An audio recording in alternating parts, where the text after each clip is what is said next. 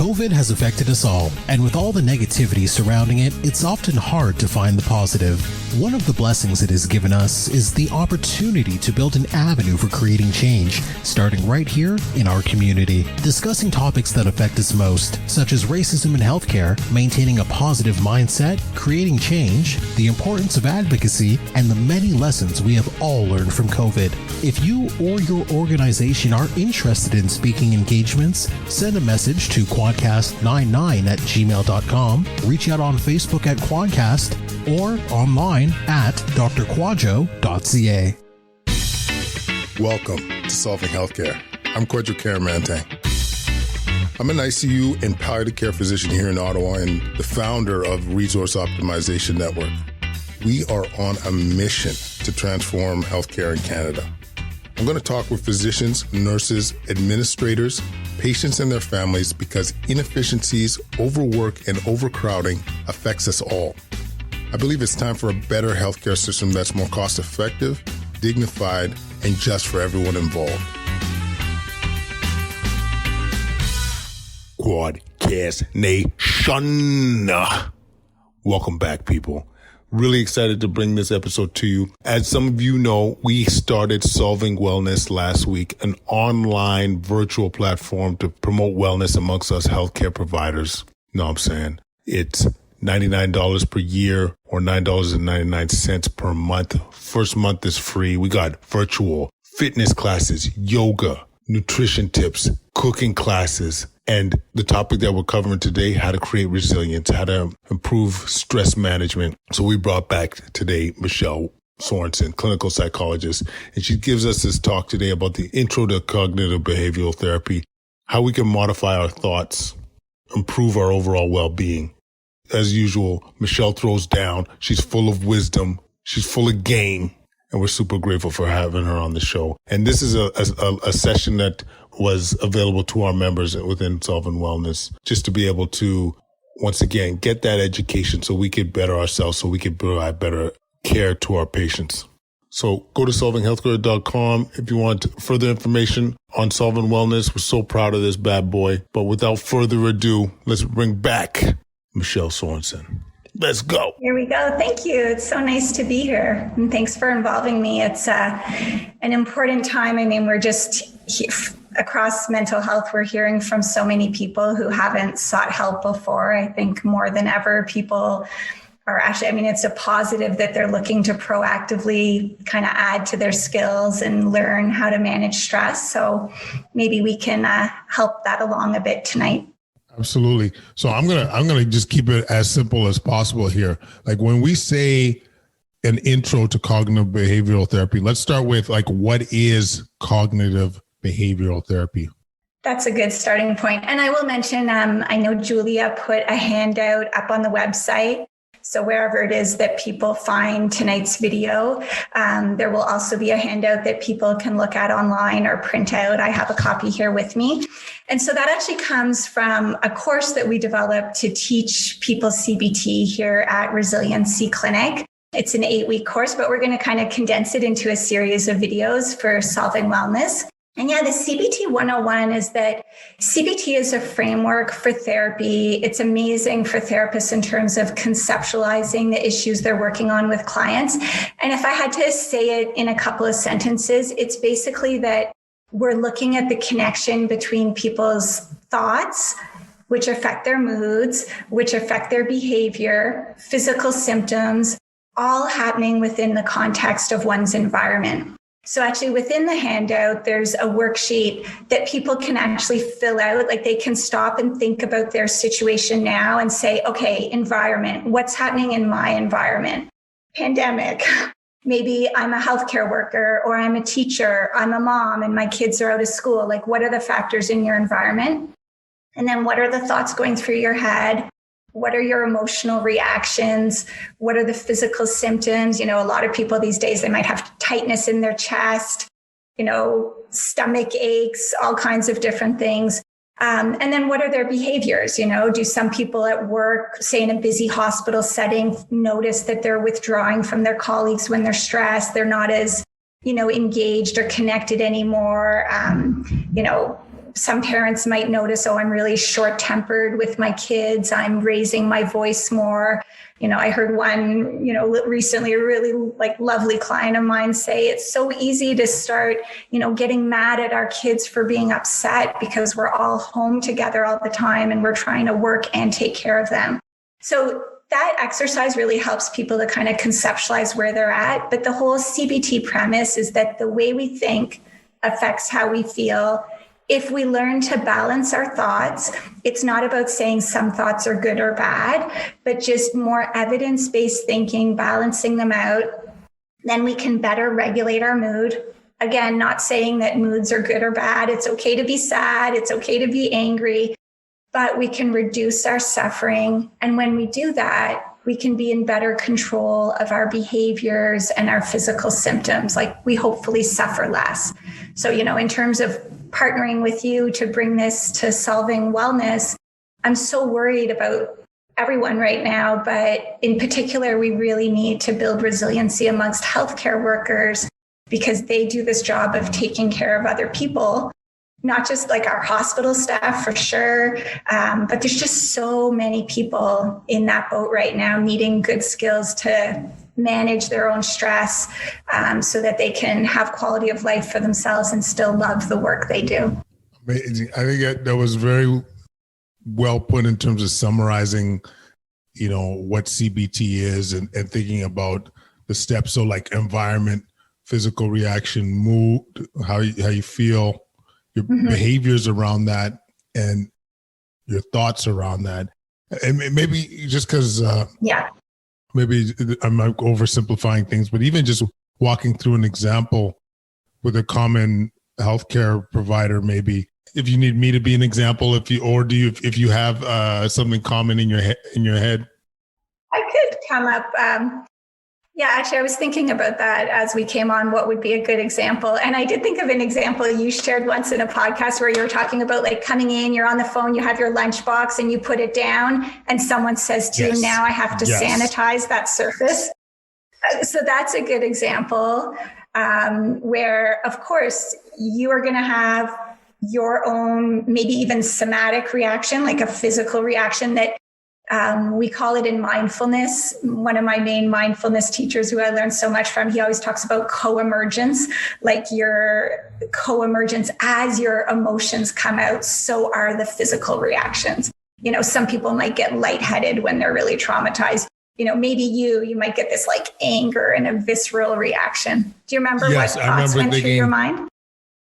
Jesus Christ, number one, I'm starting my day with this. You can't get COVID from a lunchbox. I'm sorry. And so it was a bit of frustration and a bit of anger. And so, feeling it in the chest, feeling more warm and a lot of frustration. And if we peel back the layers of your thoughts there, and this is part of what we do in CBT and not everyone does it. Some people balance out their automatic. So we call those negative automatic thoughts that, geez, what is he thinking? And that's not true. That's not right. So those are the surface level negative automatic thoughts. And we like to sometimes use a short form NAT, negative, gnats. They're little bugs, pestering you. A lot of them around these days when I go for a walk. But underneath those thoughts, those little thoughts, they come from what we call our underlying assumptions. So those are the hidden rules we live by. And they're often in the form of if then. So for example, someone who has a thought if people don't understand how we actually get COVID, then life is never going to go back to normal. Not speaking for you, but say you had a thought like that. You could see where that would lead to oh my God, no, my lunchbox is not going to give you COVID. But we have all kinds of underlying assumptions about ourselves, about other people, about the world. And then at a deeper level, they come from our core beliefs. So I often use a plant analogy, and this is in the handout. And by the way, a lot of this material can be found in an amazing manual to CBT. It's called Mind Over Mood. Excellent book. And we use Nice. it in our resiliency bootcamp course along with our own workbook. But so if you think about a plant, the roots are the core beliefs. These form when we're very young. In fact, it's quite worrisome, the kind of core beliefs about themselves, about other people, and about the world that children and adolescents could be developing these days, as if life wasn't already ripe with opportunity for negative core beliefs. And then those negative core beliefs, they lead to these rules we live by. If I don't excel at school, then people will be disappointed in me. If I drop out of school because I hate quadmester, then I'll never have a good job. I'll never end up going back. Like there's all these assumptions. And again, people make them about other people. So like you could have another healthcare example of like super busy shift at work, people all trying to pull together, but tensions. Come back the next day, maybe a nurse who's newer on the floor passes by a coworker. She or he doesn't say hi. What kind of negative thoughts go through your head?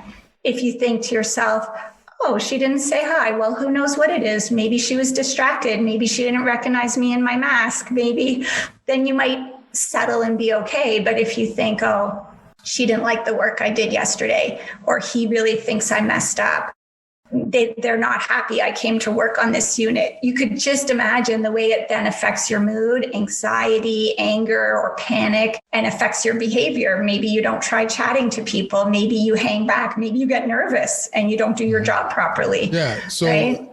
So when you do go through the process, like as we talked about, going through the environment, physical reaction, mood, behavior, thoughts, like, just at a basic level, what do you do with that info? Like, how do you process it, Well, so one of the main things about CBT is that if your therapist really understands what CBT is about, I have to say over the years, I've met a number of clients who are like, oh, I tried CBT. I didn't really like it. We just did breathing exercises. And I'm like, that's not true CBT. I was really lucky. I was in therapy, just saying our thoughts out loud, people start to challenge them. Sometimes it's like, as a therapist, you don't even have to work that hard. You just ask thoughtful questions. Oh, what was going through your mind when you felt so anxious?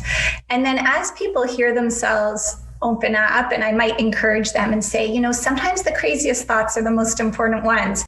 Don't dismiss them. You might not believe them 100%, but if they pop up, you believe them to some extent. And so as people say them out loud, they might already start to challenge them.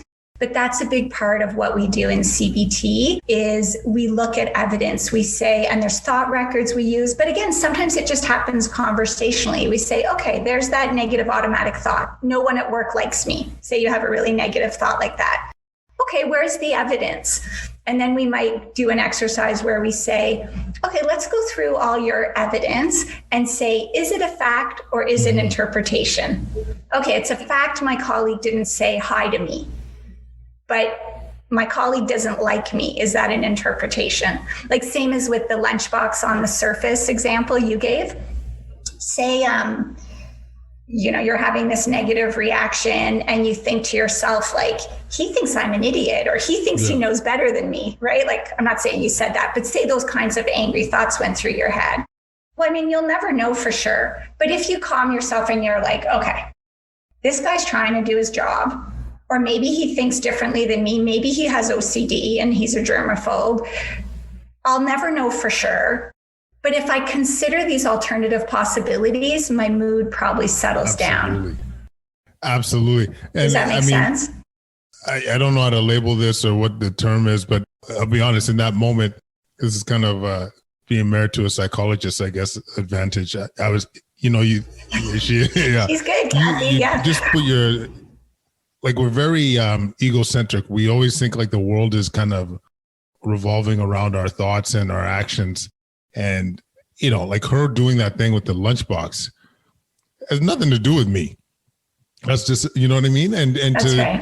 And you're right. Like a part of the anger is you're going to personalize something to a certain degree. But once you start being a little bit step outside of ourselves and really ask yourself, is this, an interpretation or a true, or an action there. And so I think this is fantastic. And it's the other thing I like about introducing some of these steps is that it's empowering, that you could have a real control of your thoughts and your reactions, and just be better controlled. I think it's so important.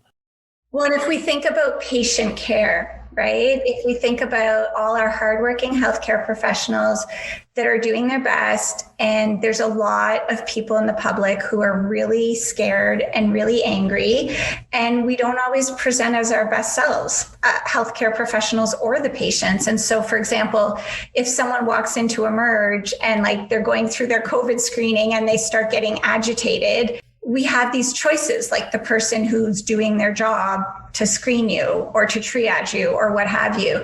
And if someone gets really upset and you think to yourself, oh my gosh, this person has probably had so many attempts to get cared for before they came to Emerge today. They must be really frazzled. He or she is scared, or he or she is feeling rejected. It feels like no one's helping. Like, who knows, right? Then you might actually be able to be kind in the face of like some grumpiness or body language.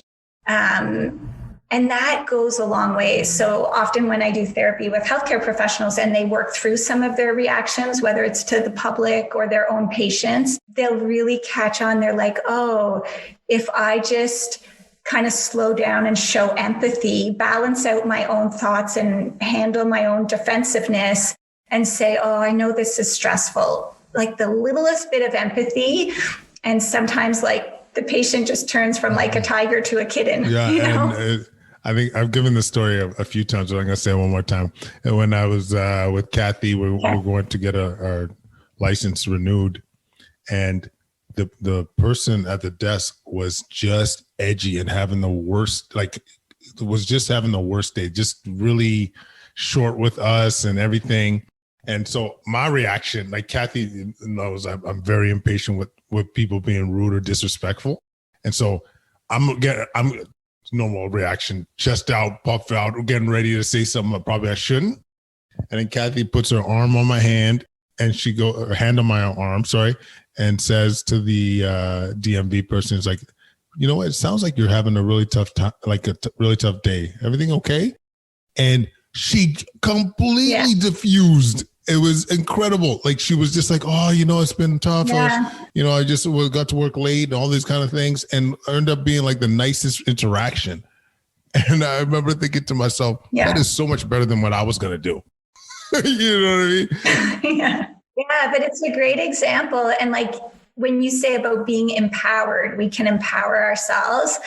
Nothing feels better than when you have a tense dynamic and it becomes more vulnerable and more connection. And that's so important during the pandemic, right? Like I was in my local pharmacy the other day and I said to the woman that was working there, I'm like, I can't believe how busy you guys are. Like you always have piles of prescriptions. And I was asking her why she thought it was. And we had a chat and I said, you guys are like the unsung heroes of the pandemic. You've been open since day one in a busy retail setting. And she was like, oh, thank you. We just had this nice connection. And so, we could have not talked at all. But I think when we all say like, I see you, like at the license plate renewal thing, like, I see you, you're doing a hard job.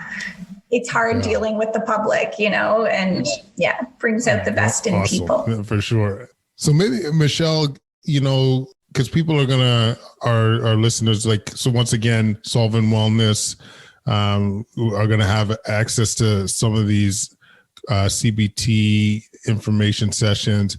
But like, what does the other side look like? You know what I mean? I think what does it look like for a lot of us healthcare providers that, admittedly are struggling, whether it's at work, whether it's home? What is that, going through the process and getting better at these skills? How will our lives be better in so many ways?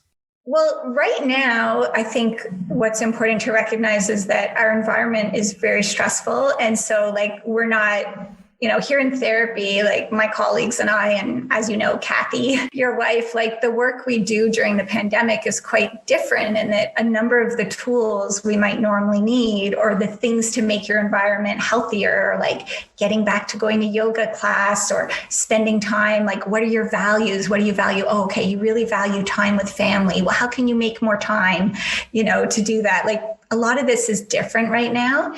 But I guess what I would say with CBT skills, and I think incorporating mindfulness and acceptance of what we can't control is super important, is that it's about being more resilient in hard times. It's like, these are difficult times, but how can we kind of almost like live more peacefully with the fact that this is really difficult? So yeah, in my mind, we're all in a state of high stress. For sure, for many healthcare professionals, and well, for people in general, it's not always just stress, it's actually trauma. Like, it's super important that people recognize they are in trauma. And so if you're having physical symptoms or you've never felt like this emotionally before, it's maybe because you've never been in this kind of trauma. People with old traumas have really had to process them during COVID, or they can't run away from them anymore because it brings it all up, right? Whether you survived an assault or you served in the military like 15 years ago, like there's all kinds of things that are really being triggered for people. So yeah, I think that just recognizing it's really hard on families, it's hard on couples, it's hard on personal and professional relationships. And if we can use more evidence-based thinking, if we can balance out our thoughts, then we can bounce back a bit quicker when we're in stressful situations. And again, it's not about like, oh, we should never feel a negative emotion. It's about reducing the intensity. Someone who could end up on stress leave because they're having so much anxiety, if they use these tools, whether they do it in therapy or they get the Mind Over Mood book and listen to these videos and try and get inspired to work on it on their own, if they're better suited to that, it's like, I really do think that people can then just not suffer as much, not end up debilitated by some of these experiences. Yeah, I mean, the more I'm hearing about it, the more excited I am that we're doing this, because, I think a lot of us were in environments at work that are already stressful. You add this current situation to everything that's happening. In the ICU world, like I know some of our members are in work in the ICU, you will have months of times where you're okay, and then all it takes is one case, and it's just like too close to home. A young mom or someone that reminds you of a family member, and you add all that up, and whatever tools we can to be able to, as you say, kind of like bounce back or not be as drawn down or debilitated, I think is so important. And I could, if I could have an ear to so many of my colleagues right now, I know they would be saying, yes, absolutely. Whatever we could do to become more resilient, we will accept. And a lot of it is about self-acceptance and self-compassion, right? So if you're balancing out your thoughts, like what you just said, if it's like, okay, yeah, I've had weeks where I've been okay, but I guess I was running on adrenaline, and like this week I'm not okay. If someone goes to a place of shame, if all their maybe old negative thoughts from their childhood or from years ago, like sometimes young health professionals talk about like imposter syndrome, like I'm really doing this job, like people really trust me to do this, kind of like how new parents feel, right? So say some old insecurities or new insecurities come up. If someone reacts to, oh, I shouldn't feel this way, I should be so mentally tough, so resilient that I don't have off weeks or days, then let's think about what behaviors they'll engage in. So many high performers, they push through. The question that comes up is, how do I do it all? How do I fit it all in? Rather than what can I let go of? Maybe my family orders out a lot this weekend, support local and spend less time in the kitchen. Maybe I ask my partner if I can just have a morning to myself. Like maybe I call in sick for a shift because I'm like so anxious, but we might have these short-term measures that again, like don't end up in these long-term disability claims there are so many. I mean, I just can't even imagine if we looked at the data of how many healthcare professionals must be on leave right now. I know there's a lot of teachers on leave, and it's such a huge burden on the system. Of course, many parents in healthcare are having to cut back because our kids aren't in school, which is like a whole other issue. So yeah, people have so much stress on them. And if we're kind and we balance out our thoughts about it and we say, of course I have bad days, then I think we engage in behaviors and we take action steps that lead into positive thoughts like, good for me. I slowed down. I'm recalibrating. Now I feel better. And don't get me wrong, if someone needs to take time off, they need to take time off. I'm just saying that's not usually a happy ending for people. Then you're dealing with insurance and HR. And like, I don't know, Kathy probably is like me, like my clients who end up on medical leaves, they're super stressed out about it.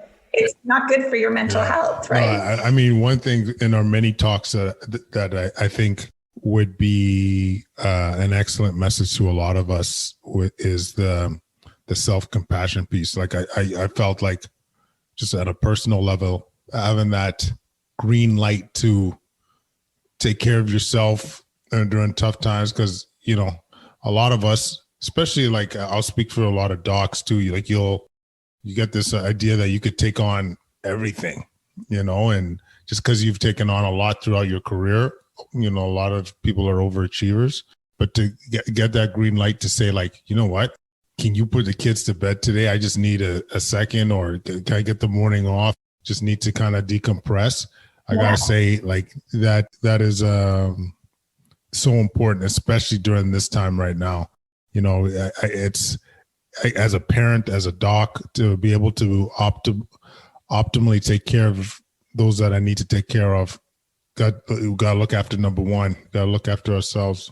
Yeah, I mean, we all talk about self-care, but doing it can be really hard, again, for high performers, perfectionists, caregivers, healthcare workers, the helping professionals. That can actually be so much harder than it sounds. So yeah, you can see with the CBT that you have to be able to catch, like, what are the problematic thoughts here driving my negative mood and behavior, in order to then be able to make changes, right? Like to be able to say, actually, I know recently I've had times it's really busy here at the clinic. We have new therapists starting, joining us, which has been amazing. They're amazing people. Shout out to any of them that are watching. And I've been asking for more help, you know, like I think it was just earlier today, one of my colleagues let me know she'd done some reading and research on actually a parenting topic. It's a huge issue right now, is helping support parents. And she said, oh, I watched all these cool videos. And I was just about to say, well, I'm going to send out some resources to the team. And I said to her, you know what, could you put together the stuff you really liked, and either you or I could send it out to the team? And if she totally did a great job, you know, and it helped me to help everyone else. So I think we all have different ways where we can say, when we're feeling really busy or frazzled, like, what can I do right now to make things easier, not harder? Absolutely. Absolutely. Michelle, I was going to see if anybody had any questions, but before doing that, is there any other kind of key messages or lessons, if you will, that you think would be worth mentioning? Well, because you've been asking about like how it works with the thoughts, I thought I would just mention that in the handout, so on page 4, there is this understanding my problems, kind of handout where people can actually like fill it all in. And then on the next page, and this is from the Mind Over Mood book, it actually gives some really good questions for people to ask themselves to better understand their thoughts. Because what happens for a lot of people is they'll say, oh no, I was having a panic attack and I wasn't thinking anything. And then I'll say, well, whether our thoughts are totally conscious or not, we're having a new thought every 2 to 3 seconds. And so these are the kind of questions that can help people. So simple questions like asking yourself, okay, what was going through my mind just before I started to feel this way? See what comes up. Then you take those thoughts and it's like peeling an onion. You know, you peel back the layers. You say, well, what does this mean about me or my life or my future, right? What am I afraid will happen? What's the worst thing that could happen? So I did want to just throw that out, that some people might find that helpful. You can even just start a little notebook where if you have a recurring problematic mood, like anxiety or depression, you could start asking yourself those questions. And in terms of a good time to do that kind of CBT work to try and better understand your thoughts, basically anytime you have a big shift in your mood, like when you really notice a problematic mood, that's a good time to just stop and like try and get it out of your head down in black and white, or talk it out with someone you trust and just see what you learn. It's really CBT, like if it's done right, it's about kind of learning to become your own therapist. Wow. That's where the power lays. I must say too, like, I don't know, I didn't know at the time of CBT, but one of my favorite go-tos was going through what actually is a worst case scenario. Because it's almost never as bad as you think it is. You know what I mean? It's, and then when you walk through the process, you're like, you know what? Even if it is as bad as I worry about, we'll be okay. We'll be able to overcome. You know what I'm saying? Yeah, that's sort of like with anxiety, which a lot of us have been feeling in different ways about different things. It's like you want to balance. I often use the image of a teeter-totter. On one hand, we really, really, as human beings, tend to overestimate the dangers. And then on the other hand, we underestimate our ability to cope.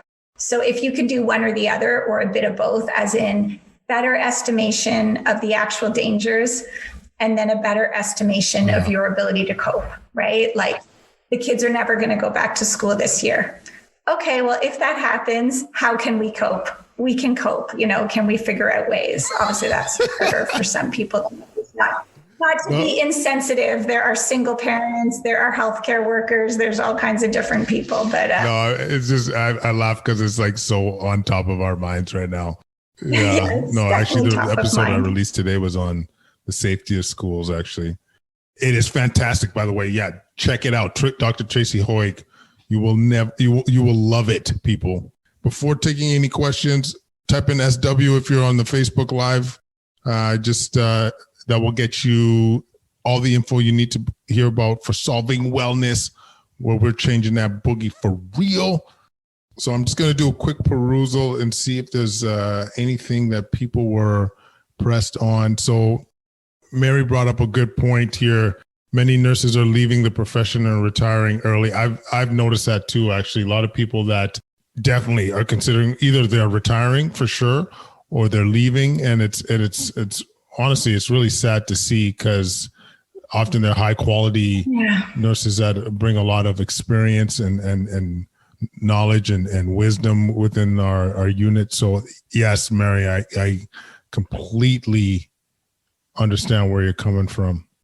And I think it's important to note that much of the trauma for healthcare workers, it's like there's a lot of healthcare workers that when they're at their job, doing their job, they actually are in the zone, they're in the flow. I know you've talked about that, Kwadwo. But all the things that affect everyone are affecting healthcare, the lockdown, the not being able to connect, the social isolation. So I really hope that we have more balance soon in terms of people being able, because those are self-righting capacities, right? People being able to connect with loved ones. And so, I can see why people in healthcare are feeling overwhelmed. It's tragic too, because I just feel like they're in it to help. And meanwhile, we're putting situations that are just putting more strain in them. I see a question here. I don't know if you see it from Do you wanna... Yeah, I'll read it. It's very cute. She says, wow, I was about to ask a question and Michelle just addressed it. I feel like she's talking to me.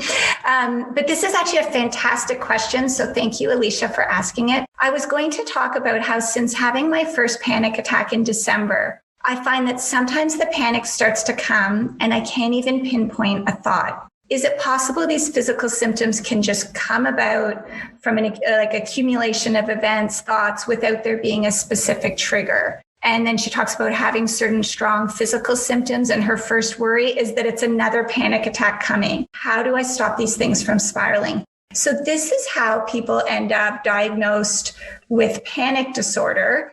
But please, I don't want anyone who's been having panic attacks to label yourself as having like panic disorder and that's your life, that's your diagnosis. You're stuck with it for life. So a lot of times people just understanding how panic develops can completely turn it around. So to answer that question, first of all, we do always have thoughts. Sometimes we're not conscious of them. So actually, Christine Podesky, who wrote the Mind Over Mood book, one of the leaders in the CBT field, I've been to many of her conferences over the years. And there was a conference a few years back where someone said, Dr. Podesky, like one of my clients made a really good point. She said, like, she wakes up in the morning and she's having a panic attack. So how can her thoughts have caused it? But Dr. Podesky said, she's like, no, even when we're asleep, like we're dreaming, we're having subconscious thoughts. So without realizing it, you could already be like anticipating your day or stressing about something. But this is where anxiety and panic sort of differ, or how anxiety turns into panic, because Alicia sort of referred to now if she starts thinking, uh-oh, panic, it's coming back, she's actually more likely to end up in panic. So the panic cycle, remember how with CBT, our thoughts lead to our moods, which lead to our behaviors and physical symptoms. And around we go in a negative way, or we can break the cycle. So with panic, what happens is we have some kind of trigger. So maybe, I don't know, maybe I'm rushing around and I remember at work, and I remember there was something I was supposed to do for one of the kids, and now it's too late, I'm at work. So if I get like an anxious feeling in my chest, which might be related to thoughts like, oh, I let him or her down, I'm not a good mom. If I then think, oh, what's that feeling in my chest? And I start to focus on the physical sensation, for sure, what will happen is the physical sensation will intensify. So with the panic cycle, it's like trigger, over focus on our physical symptom. And then what often develops is what we call a catastrophic misinterpretation. So some people, for sure, doctors and teams see this and emerge. Some people actually like are having a panic attack and they think I'm having a heart attack or I'm having a stroke, right? So you feel some kind of odd sensation and you think, oh my gosh, my heart is beating really fast. And if you thought to yourself, that's okay, sometimes this happens. We feel stress, our heart can speed up, or I was sleep deprived, I'm dehydrated. If we normalize it, the symptom is likely to calm down. If not, of course, seek medical attention. But if we react to it and we make catastrophic misinterpretations, it intensifies, and around we go, and we end up in a full-blown panic attack, which, by the way, even if you do nothing to help yourself, like balance your thoughts, take care of your physical symptoms, eventually the panic attack will end on its own. But of course, it's great to have skills. So sometimes when people learn to identify how that panic attack works, they can start to reduce them. Thank you for sharing, by the way, and because I know a lot of us are struggling through the same processes. So thanks for sharing. Next question. Many of us are feeling guilty if we take a day off, knowing no one is there to replace you. The team has to work more, like if they don't have enough to do. Yeah, to get like yeah. Just I guess thanks for the question, Luz. I guess that's not really a question; it's more of a statement. But maybe sort of like how do you manage the guilt, right? Well, guilt is an emotion, so our thoughts do lead to it, and then there's a whole cycle that gets going. This is where it would be great to hear from people in the audience. I'm sure some people would have ideas. I don't know what you think, Kwadwo. I think it partly comes back to, is there something you can let go of? Sometimes it's like, if you say, I'm going to take this day off and then I'll be able to do my job again and I'll be able to do it safely and I won't end up snapping at a coworker. And even, I've had clients that I write a note to take them off work in various jobs. And I'll say to them, look, I don't do this quickly. But in this case, I think if you take a bit of time off, you can figure out some strategies to take care of yourself and go back to the workplace in better shape. It's in their best interest. 100%. So I think it's important to try and manage the guilt about that. Yeah, 100%. Because I think, as we've talked about many times, for you to take care of others, you need to be on point. And if you get to the point where you are, as you mentioned, going for WSIB, then you're not helping anybody. So take that time, recharge, Luz. Yeah. And we love having you in the mix. That energy is fantastic. And especially with trauma, like people have to recognize that PTSD everyone has some traumatic stress, certainly right now. But the disorder, post-traumatic stress disorder, often comes when people put off treatment, they put off taking care of themselves, they push it off for years. And then those people, when they finally go off, they are off a year or two. Like, it's not a short-term thing. So let's take care of yourself. We 100% support it. This looks like, so far, probably the last question.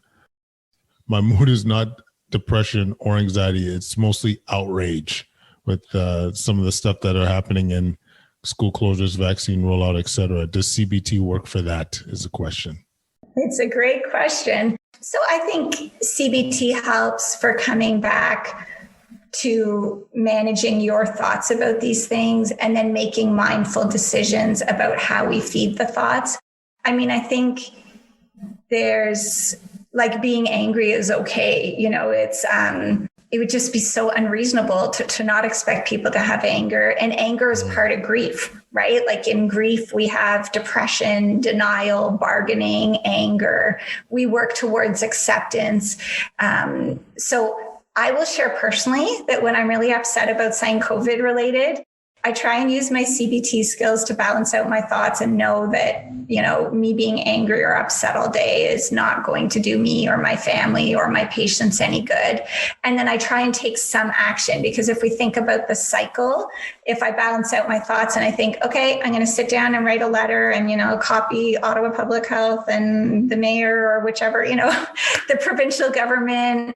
Sometimes I might write to the school board. I'll do one thing to add my voice to the mix, and I try and be polite. And then I really try and release it and say, okay, I've done one thing. I've taken one action.